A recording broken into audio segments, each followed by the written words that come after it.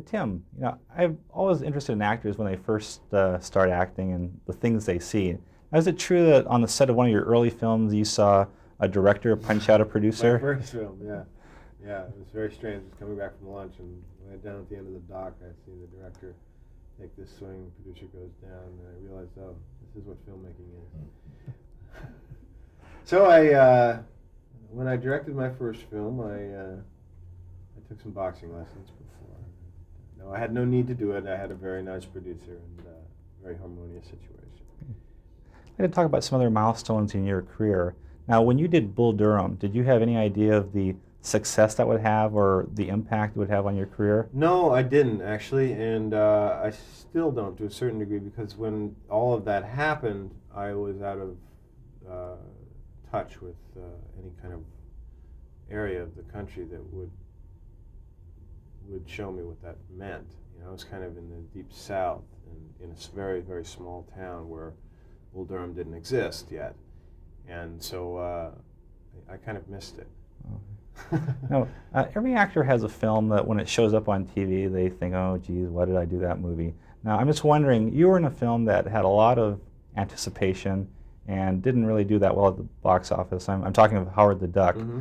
Now, what were your feelings about that whole experience? Oh, it's better left as a distant memory.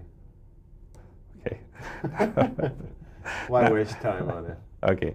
Now, with Bob Roberts, was there a little bit of, were you worried that actors might be hesitant to work with you because it was basically your first time out directing a major film? No, because I had been directing in the theater since I was really 14. I was directing my first play, and so a long time I've been directing. So I know how to work with actors. The only reluctance people might have had would be in the technical side of how to make a film. And I had very good people with me, helping me. Great cinematographer, and the actors that work for the movie worked for scale, worked for a lot below what they can usually make, and did it out of a love for the project, out of a kind of an appreciation for what we were trying to say in making it. I imagine you've shown it to some political figures.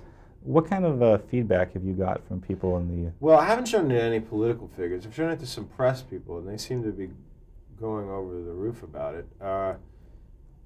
Political figures, I've been contacted by different elements of both campaigns that want to see the movie, and I don't want to set up any private screenings for politicians, so that won't happen in the foreseeable future. They'll have to go to the movie theater, pay their money. Now, I was interested to see that your father and your grandfather appear in this movie. Now, Yes. Now, who lobbied who for that? I lobbied them. I wanted them to be in it.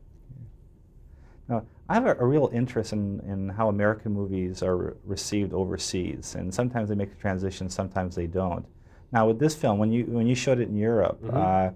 were you concerned at all if foreign audiences would identify? I was very concerned, and when we had our first screening, and I saw the subtitles in French, and I was sitting in an audience of Europeans, French and German, and Spanish and Italian and English, and I was petrified, sweating, and I know there's a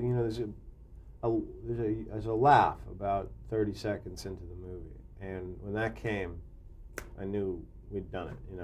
What I realized, what I hadn't realized before, was that there's Bob Roberts in all of these countries, in different ways. I would ask these journalists, does the man exist? Absolutely. So he's kind of a worldwide phenomenon, which is a scary thing because I thought it was just an American thing.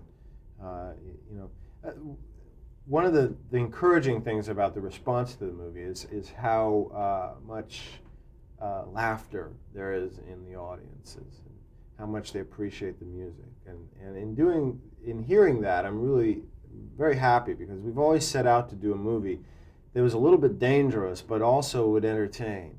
Something that would provoke thought, maybe encourage some discourse, some discussion, but would also, make people laugh and make people realize how absurd sometimes politics is. And I think we pulled that off. I think it's very encouraging, and I'm looking forward to the response.